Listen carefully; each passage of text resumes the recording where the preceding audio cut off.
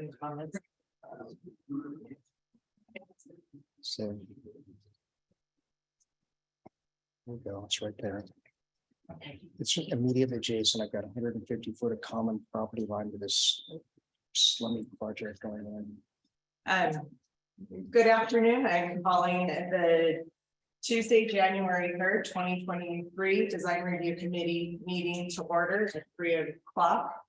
I can see for the record that the committee members are present, as our planning official, Jenah Thornborrow, planner, Hanna, Veal, and planner Betty. Are there any changes to the agenda? No, none by staff. All right, seeing none, we can move to the consent agenda, which consists of the December 19th, 2022 minutes, as well as moving design review fiscal year 2022 number 22's hearing to a date certain of February 6, 2023 due to noticing errors. I'll move to approve. Oh, okay. Go ahead. I'll move to approve the consent agenda. Second. All in favor?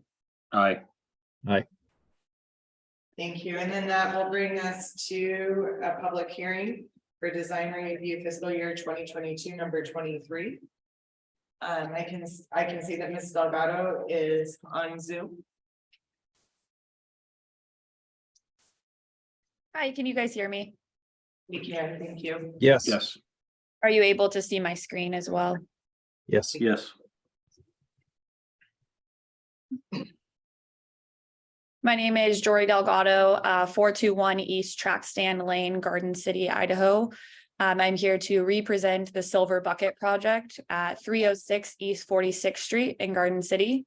I will keep this a little bit brief and kind of just go over some of the things that we changed from our last meeting that were comments from the staff and from the committee members. So the first thing that we changed that will really help our site, we feel, is that we actually opened up the units in the back. Instead of having that threeplex go all the way across, we have two duplexes with a common area kind of in the front and along the back. So there's a little bit of a covered common area in the middle as well, right in this area. And that helped with our open space, as well as when you're looking down the site now, you're going to see that opening instead of looking right at a garage.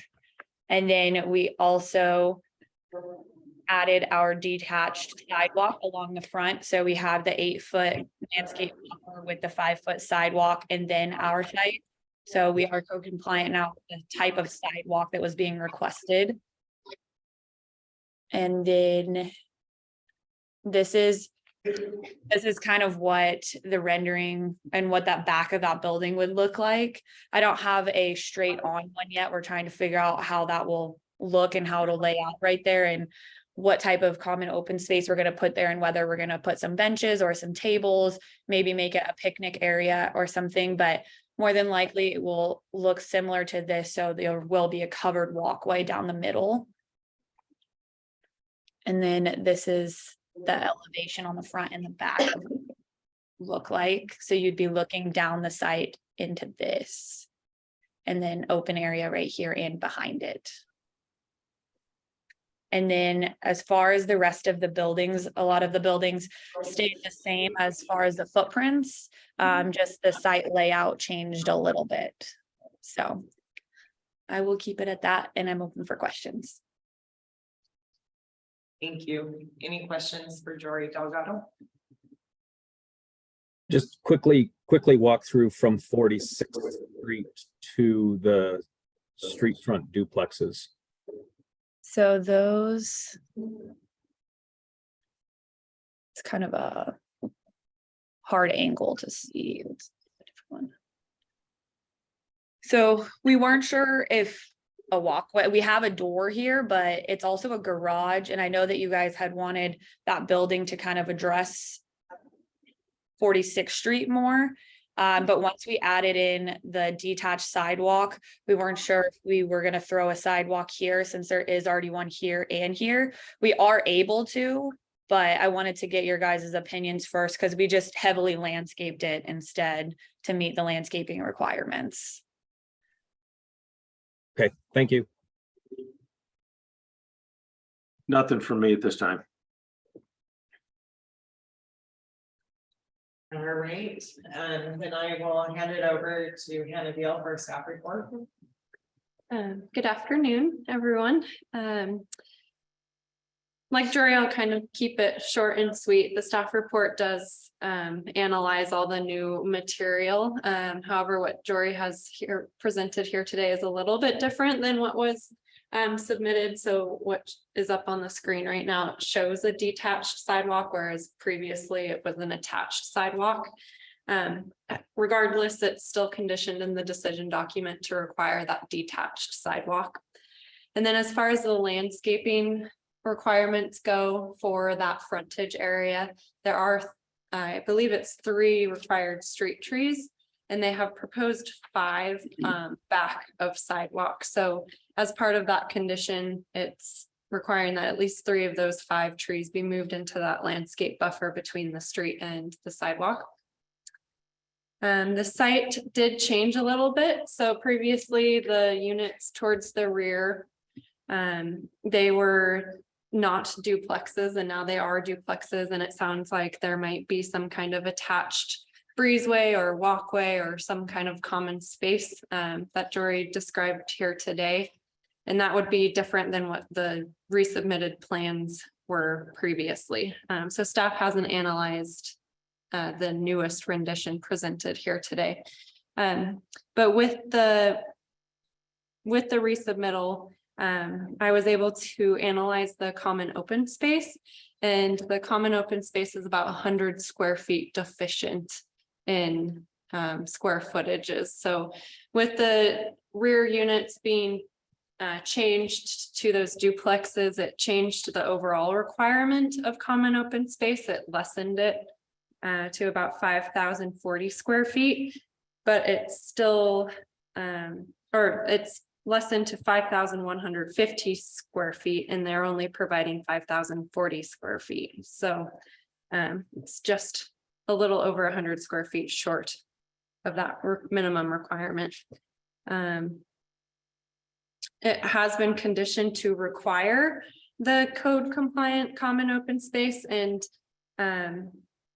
we don't necessarily have a mechanism in our code to allow for the adjacent property on 47th Street to count their common open space as part of this application's minimum requirement or square footage. But it is abutting the adjacent property's common open space, which we would have heard today, but because of the noticing errors, we had to move it.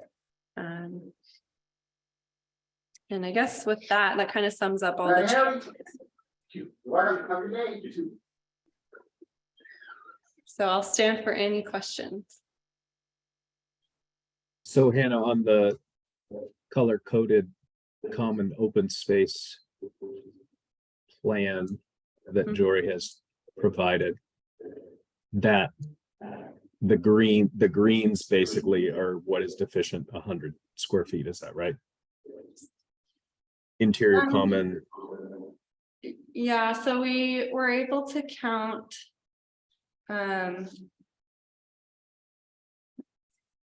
the light green, the interior walkways do not count towards the common open space.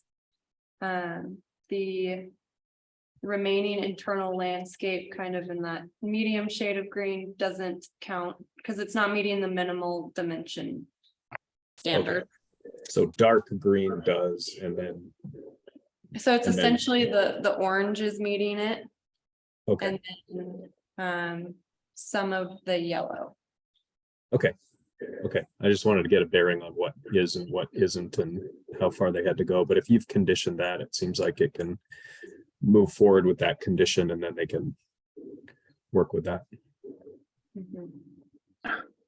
So, Hannah, question, can you clarify, you said when they went to 2 duplexes at the rear of the site, that changed the amount of open space requirement? Yes, yes. So with multifamily dwelling units, the common open space is based off of a tiered system. So depending on the dwelling unit and its square footage, it would require X amount of square feet of common open space. And that's separated into the 3 tiers. And so because the applicant changed the dwelling units in the rear to these duplexes, which are now 1 bedroom, smaller sizes. I don't remember off the top of my head what the previous proposal square footages were, but now they're 1 bedroom, smaller square footage size, which bumped them into a smaller common open space requirement tier. Okay, so just to clarify, because technically for those to be separate buildings, they need to be 10 feet apart and can't have a common roof line. What was reflected in the elevations appear to be still a fourplex and not 2 separate duplexes. So I think that is where the plan being shown right now is the one that staff was able to review. Yeah. It does not show the connection, and there is issues with it being less than 10 feet apart. Jorre has come back today with those new elevations showing a connected structure. I believe still acting as a duplex, maybe. We'll have to ask Jorre that, but it was an attempt to get rid of the 10-foot separation issue that got brought up. Yeah, I guess it's either one building or it's not. Mhm. And so being connected and not separated by the required distance would put that into potentially back into a fourplex, which then would increase the required open space, which means it's even less compliant. It is possible, but Correct. even, Okay. even if it turns into a fourplex, but it has the same dwelling unit layout and it's the same square footage, the common open space requirement would remain. It's if they increase the dwelling unit square footage for the actual dwelling unit itself, that would then trigger more open space requirements. Okay, gotcha. Thanks, Hanna.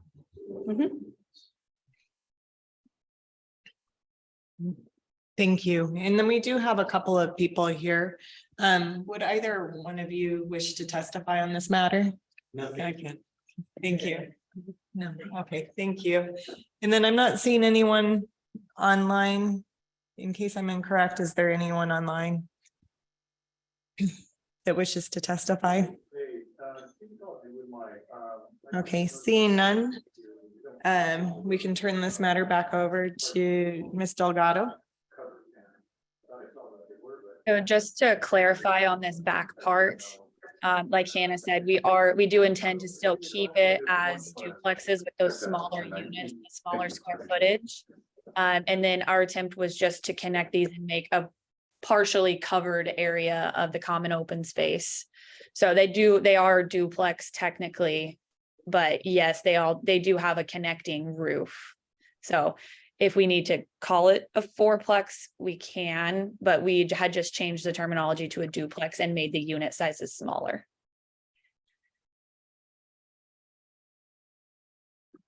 Thank you. And Hanna, you have the updated drawings that we're looking at on the screen. I do not have them as part of the record yet. Okay, but they will be at the end of this. Yes. Because that's the newest version. Okay.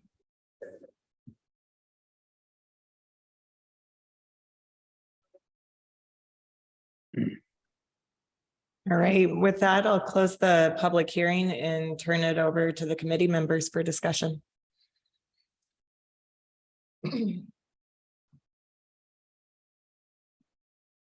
I think, yeah, go ahead, Brett. I was just gonna say, just to start off, I think really still the issues that I see here are definitely the how these two street front units address the street and don't have any connectivity. A door into the garage is not sufficient enough to address how the living space connects to the street frontage or creates that presence that we're looking for and is required. The disconnect between the sidewalk and the rest of the units, that pedestrian path with the big, I guess we'll say gap in connectivity to the street, that I still in my mind is an issue. I don't know how, or the reason for these being set back as far as they are and not having living space up on that side, that street side, versus putting the living space or access on the opposite side and the garage facing, at the street side. I just, that part of it, I can't get past it. I think they've come a distance in that terminus view. I guess I'd like to see how that resolves itself, in that I don't know that really what they're doing there landscape wise and is defined or presented here in the plan. At least the information that I just saw presented still kind of left that as not quite figured out. It would, I think, be in the interest of an approval of this project to have that figured out and see what we're really dealing with there at that terminus location. Those are the big ones for me. Yeah, I agree. And I'll start in reverse order on that terminus view. When I first opened this up, I'm excited that it's been addressed and not ignored. It is now a terminus view that, is beginning to work. And, it's not direct view into a garage door like we've seen on previous applications with other applicants. So I think that's great, and it's gone a long ways. And I think that that being figured out is pretty close. I can see on the landscape plan, and this may be different than the one we've presented. Yeah, that's the one I'm looking at, Jorre. So there's some architectural elements, there's some landscape elements. How that gets connected, whether it's a duplex or a fourplex, I don't think is necessarily relevant. What I'm seeing is the terminus view has been addressed. So maybe there needs to be some landscaping in the renderings to make that more clear. But that I'm satisfied with that. As far as the street front, that is, as you mentioned, Brett, that's now the biggest concern. We do need connection from street to the rear units even. So I think, Brett, when you mentioned a gap, I think what you were talking about was kind of, we have sidewalk that goes past the duplexes, but then a big gap across parking and across kind of the hammerhead. And then So at the end as well, the gap And at the end to the end units. So that needs to be addressed in, paving designation, textured paving, colored paving, that sort of thing. But the big issue is the actual street front units.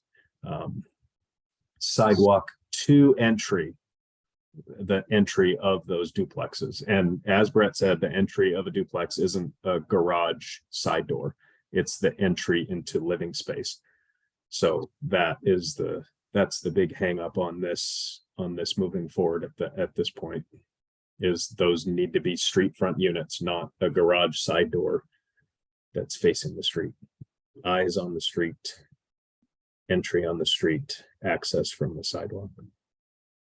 And common open area, I think that can be addressed. That's math and some, maybe some readjustment of landscaping, but I think that's not a huge hurdle. Yeah, I just think that that's gonna take some reworking over there on those two front units. That is, in my mind, is more significant than dress it up a little bit and staff can review it and take a look. Right. We're gonna have to see this thing revised Yeah. and those aspects addressed.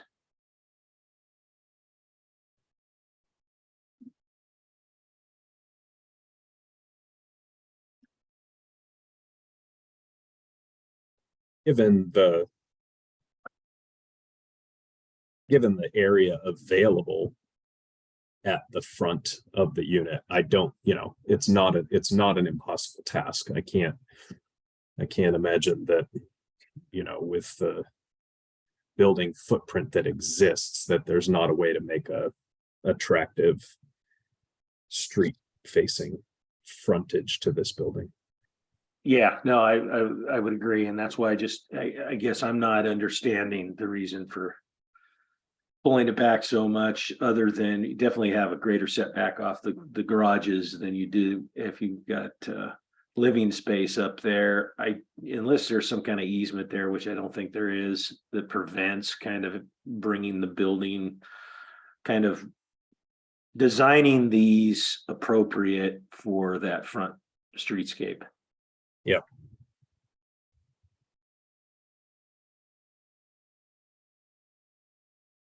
I think we might be able to pull those buildings a little bit forward and actually make them face the street and tuck the garages behind them. I think that might be an option so that the front doors are facing the front instead of, so like where the garages are, we would flip that to the back of the building internally to the site. I think that might be a possibility if we pull them forward. I know we just had them set back quite a bit because of the landscaping, and we wanted to try to make sure we got all the landscaping up there. But I think that we can pull them forward a little bit and rotate the building. I don't think that that's impossible to do for us. Yeah, I don't know what you have a dashed line that cuts across right where it says no trees within CVT. I don't know what that dashed line is, if that's some sort of setback line you have or a center line. No, I don't know. That's just a clear vision triangle. So we were trying to keep trees out of there because we know ACHD doesn't like trees within. No, but it's top to bottom of page. Oh, The back edge of your land. Yep. Yeah, I don't know what that is. That's just the front of the buildings where the buildings live. Yeah. Yeah, I mean, if there's no reason to not pull those units all forward, I would do that. Yeah, I definitely think we can do that now that I'm looking at all the landscaping up there. Because the goal is they engage with the street. So, the closer to the street they are, the more engagement they have. Yeah, we can definitely work on getting those buildings flipped. Hannah, if we're moving this to a date certain, what's our next one that would be applicable to? So if you're wanting to move it to a date certain, the next would be February 6th. That would be the soonest hearing possible. Otherwise, I mean, it's fully within your capability to condition that these things come back. Even if you approve the application, you can condition that it comes back prior to building permit as well. So it's however you want to. I'm not okay with approving this without seeing that and seeing the pedestrian connectivity all the way through the site. Yeah. Something that we approve and becomes memorialized is what this application is. Okay, so February 6th would be the soonest, and I would need new material by January 23rd. Otherwise, the next hearing would be February 21st, which is a Tuesday. Yeah, we can move it to the 6th, and then if they need to move it out, the applicant can do that. So I will move to continue this application to a date certain of February 6th for the applicant to address comments. And the other item that's on the agenda on the 6th is the one that we just pushed forward, correct? Correct. And is that one expecting a lot of public input? I would Burger cups. anticipate that, yes. Okay, then I would just suggest, because Jorre and Hanna did such a great job of presenting this quickly and efficiently, that this could be on the agenda first to take a peek at it, take a look at it, and move it along. Okay. That's just my opinion.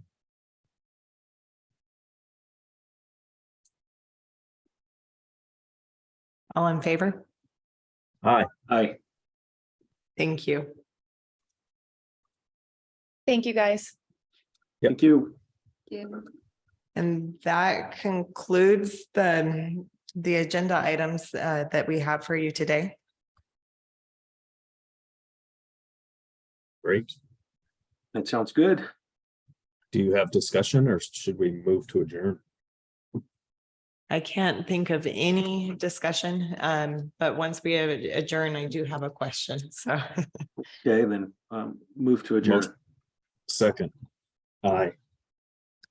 Aye. Should I turn the recording? Yeah. Oh, happy New Year, happy holidays.